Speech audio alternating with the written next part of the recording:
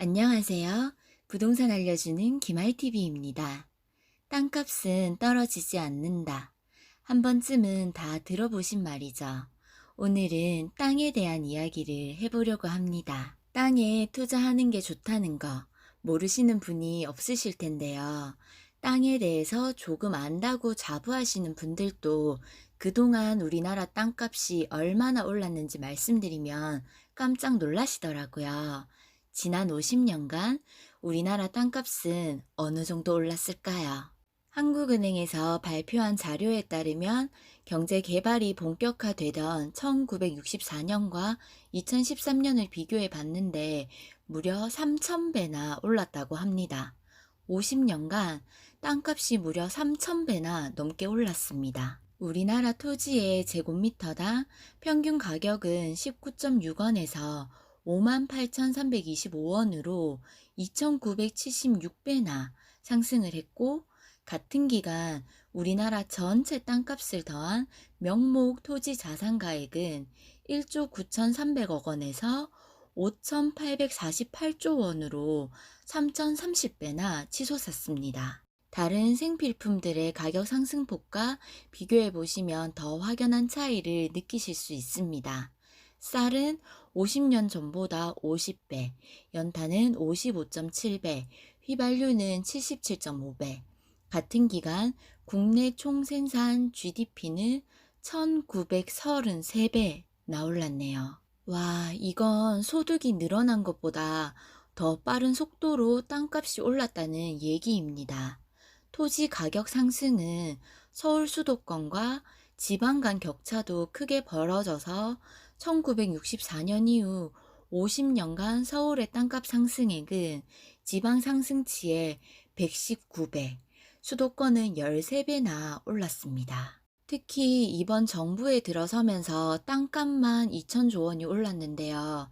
경실련에 따르면 이번 정부에서 2년간 물가 상승률에 따른 상승분을 제외하고 1988조 원의 불로소득이 발생했다고 분석했습니다. 이는 한 가구당 9,200만 원에 이르는 규모로 국민의 70%가 토지를 보유하지 않고 있다는 점을 고려하면 토지 보유자 1,500만 명이 2년간 1인당 1억 3천만 원의 불로소득을 거뒀다는 계산이 나옵니다. 아, 이렇게 땅값이 오를 동안 우리의 자산은 얼마나 늘었나요?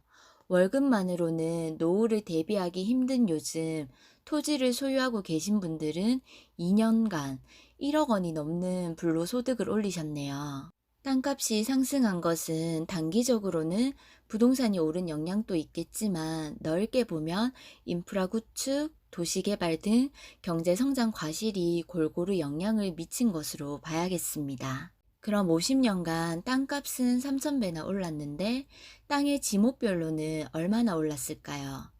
노는 1,481배, 밭은 970배, 대지 2,309배, 임야 2,077배, 공장용지 116배 올랐습니다.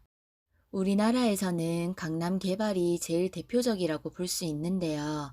과거 강남은 허허 벌판에 농지 임야가 대부분인 시골 땅이었어요. 근데 지금은 천지개벽이 됐죠. 1963년부터 1979년에 16년간 학동의 땅값은 무려 1333배, 압구정동은 875배, 신사동은 1000배가량 올랐다고 합니다. 1960년도에 10만원짜리 신사동 땅을 하나 사뒀다면 1억 원이 됐겠네요. 이 당시에 음마 아파트 분양가는 평당 68만 원인 것을 감안하면 1억으로 4채 살 수 있네요. 2020년 현재 음마 아파트는 평당 5천만 원을 기록하고 있습니다. 한국을 부동산 공화국이라고 부르는 이유가 바로 여기에 있네요. 이런 상황은 지금도 마찬가지입니다. 국부의 89%가 부동산이 차지하고 있고 여전히 현금보다는 부동산 보유가 부의 중요한 척도가 되고 있습니다. 우리나라는 인구에 비해서 땅이 작아요. 땅을 원하는 사람은 많은데 정작 땅은 얼마 안 됩니다. 수요는 많고 공급은 매우 부족한 그런 상황이라 땅값이 오를 수밖에 없는 구조를 가지고 있습니다. 아파트나 건물은 새 건물일 때 가치가 상승하지만 토지는 달라요. 시간이 지날수록 더 늘릴 수도 없고 한정적인 부증성이 있어서 희소성이 뛰어나 시간이 지날수록 가치가 더 상승합니다. 그렇기 때문에 대한민국 토지 가격이 50년 동안 3,030배나 오를 수 있었던 거 아닐까요? 그럼 지금으로부터 50년 후엔 또 땅값이 얼마나 오를까요? 어떠세요? 놀랍지 않나요? 물론 50년이라는 많은 시간이 지났고 입지에 따라 수익률 차이도 많겠지만 안전하고 수익 높은 투자처라는 점은 부인할 수가 없네요.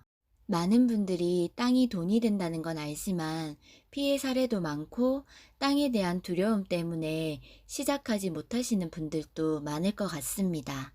사실 땅이라는 게 형태가 없어서 실물 부동산과는 조금 다른 면이 있잖아요. 요즘 기획 부동산들도 많아서 정말 잘 알아보시고 사야 하기 때문에 쉬운 일이 아닙니다. 그럼 어떻게 해야 잘 사는 걸까요? 수많은 실전을 통해서 공부만이 답인 것 같습니다. 우리나라 신도시들이 어떻게 개발해서 성장해 왔는지, 왜 개발이 될 수밖에 없었는지, 교통부터 시작해서 어떤 기업들이 움직였고 그 효과는 어떠했는지, 또 앞으로 그런 개발 조건을 가진 도시들은 어디인지 계속 관심 있게 찾아보고 지켜보고 또 이론 공부와 더불어 현장도 다니시면서 발품도 팔아보시는 게 좋습니다. 점점 고령화 사회가 되고 있는 시대에 우리의 미래를 위해서 한 살이라도 어릴 때 부동산에 관심을 가지고 눈을 뜨면 좋을 것 같습니다. 오늘은 땅에 대한 이야기를 나눠봤습니다. 생각하시는데 조금이나마 도움이 되었길 바라면서 또 좋은 정보로 찾아뵙겠습니다.